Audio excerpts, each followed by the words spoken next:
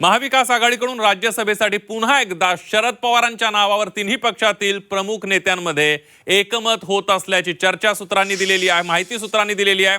मागील 2 आठवड्यांपासून महाविकास आघाडीमध्ये राज्यसभेच्या एका जागेवरून मोठी चर्चा पाहायला मिळते आहे। अशातच राज्यसभेसाठी शरद पवारांनी पुन्हा एकदा इच्छा व्यक्त केल्याने या सगळ्या संदर्भात जयंत पाटील, सुप्रिया सुळे आणि उद्धव ठाकरेंची भेट घेतली आहे। तसंच दिल्लीमधील काँग्रेसच्या नेत्यांशी चर्चा केल्याची ही सूत्रांची माहिती आहे। जर दिल्लीतले काँग्रेसचे नेते शरद पवारांच्या नावाला पाठिंबा देत असतील तर उद्धव ठाकरेंनी सुद्धा शरद पवारांच्या नावाला पाठिंबा देण्याचा निर्णय घेतल्याचं कळतंय आणि त्यामुळे महाविकास आघाडीमध्ये शरद पवारांचं नाव राज्यसभेचे उमेदवार म्हणून निश्चित होत असल्याची माहिती मिळते। राज्यसभेचा अर्ज भरण्यासाठी शेवटचे 2 दिवस राहिलेले असून सर्वच राजकीय पक्ष आपले उमेदवार निश्चित करतायत।